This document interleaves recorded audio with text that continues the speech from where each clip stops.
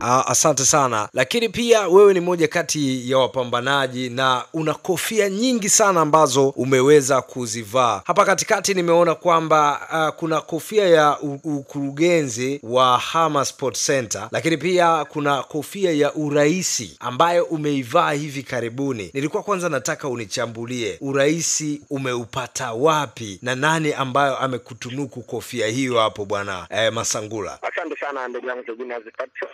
Awali ya yote kama ulivyosema, tulianza na kitu ambacho kinachoitwa Hama Sports Center. Hama Sports Center ni muasisi wa hiki kituo cha michezo na mmiliki wa hiki kituo cha michezo.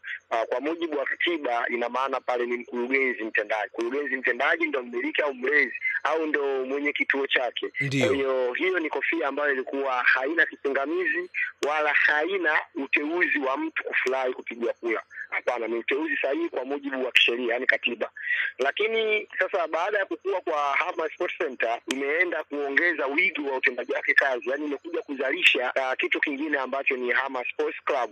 Hama Sports Club bado yani tuseme kwamba iko chini ya Hama Sports Center kwa sababu mmiliki wa Hama Sports Club ndio huyu ambaye anamiliki Hama Sports Center. Sasa ukija katika usajili wa vilabu Tanzania BMT kwamba kuna namna mbili ya kumuita mmiliki wa klabu au vilabu hivi ambao tunasema hizi vilabu binafsi za watu binafsi. Kuna vilabu ambavyo vya wanachama ndani yake watu wanaamua kukubaliana, wanatengeneza klabu chao, wanamteua mwenyekiti, wanamchagua mwenyekiti wao wa klabu.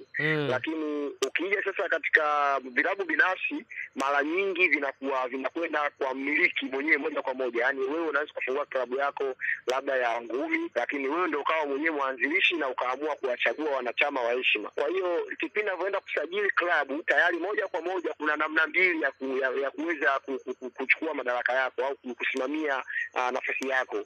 Kwamba unaweza ukajiita au ukaitwa kwa mujibu wa katiba mwenyekiti wa klabu au rais wa klabu. Kwa hiyo rais wa klabu kana kwamba nimeona katiba imenipa heshima na nafasi kubwa kuweza namna gani mmiliki na ndio mwanzilishi wa klabu hiyo. Na hii ni klabu ya mtu binafsi, sio ya wanachama.